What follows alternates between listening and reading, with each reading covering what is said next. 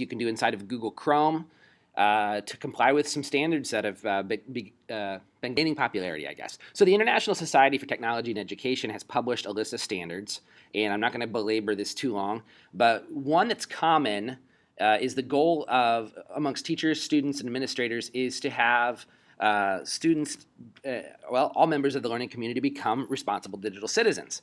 And I think there's two parts to that.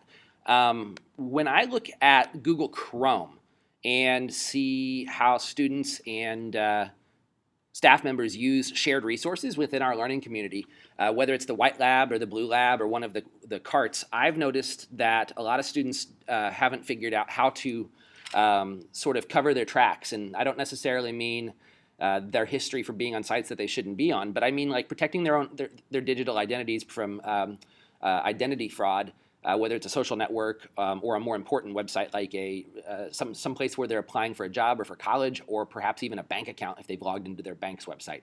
So I want to show everybody how to do this and be safe. So one part of that's covering your tracks. The other part of that is just leaving these shared resources in a pristine state for the next user.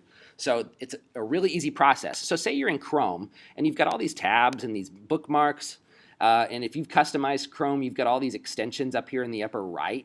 All this stuff takes up space on the computer, let alone hogs resources like RAM, and slows down Chrome or even the entire computer. So what we want to do is keep things optimal. And the way that we do that is click on this menu and we go to Settings.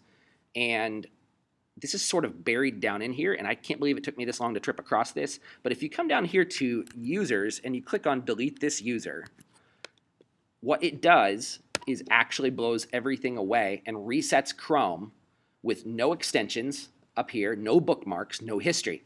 And the great thing about that is it's ready for the next user to just log in, as I'm doing here. And Chrome is so smart that it will start to bring in everything that I have saved in my account. Here come my bookmarks, and then my extensions will pop up over here. So if you follow this sort of way of working, then when you go back and take a look at your progress towards becoming a responsible digital citizen, you are complying with what ISTE describes as progress as a teacher, as an educator, and an active member in the learning community. So that's just a short video on how to, one, cover your tracks on Chrome and not leave a digital footprint, but also to leave a public space computer in pristine condition for the next user.